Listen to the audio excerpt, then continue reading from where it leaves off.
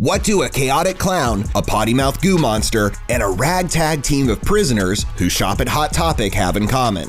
They're all comic book supervillains with box office smashing movies, that's what. We're bad guys, it's what we do.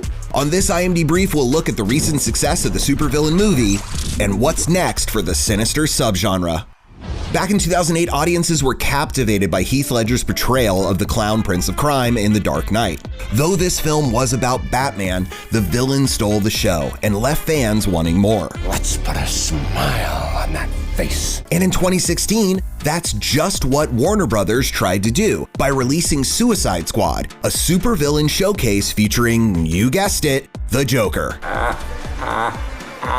Well, a Joker. Though the film was met with harsh reviews, especially for Leto's neon nightmare Joker, it was a box office success, making nearly $750 million worldwide. I can't wait to show you my toys. Realizing the potential of the supervillain standalone, Sony spun the first film in their Marvel Studios adjacent Spider-Verse with last year's Venom starring Tom Hardy, which made over $100 million more than Suicide Squad at the global box office. How do you even know about that? I know everything. You do? This year, Warner Brothers returned to their comic clown cash cow by releasing Joker, which became the highest October opening of all time, beating out the previous October opening champion, Venom. Like a bird in the wind.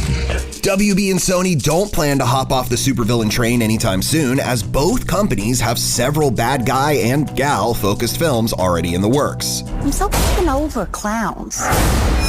Warner is doubling down on the Joker's former sidekick Harley Quinn with 2 films. The first, 2020's Birds of Prey and the fantabulous emancipation of one Harley Quinn, which features Margot Robbie's Harley in head-to-head battle with Gotham City supervillain Black Mask, played by Ewan McGregor.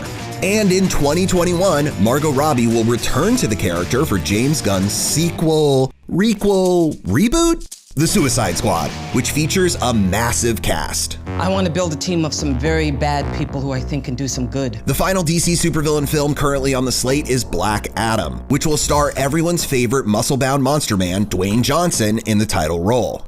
Black Adam is the arch-enemy of Shazam, who was played earlier this year by Zachary Levi. Levi will be returning to the role in Shazam 2. Oh, hey, what's up? I'm a superhero.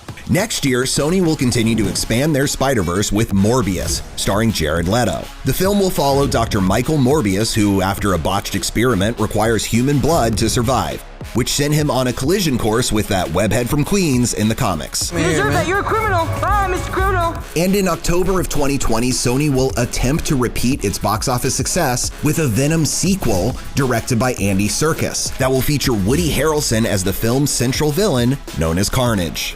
When I get out of here, and I will, there's gonna be carnage. This new model of supervillain standalones is one way that Sony and Warner Brothers seem to be differentiating themselves from Marvel, as the MCU's slate is currently supervillain free. Though that could always change. Here's looking at you, Dr. Doom. Come and get it.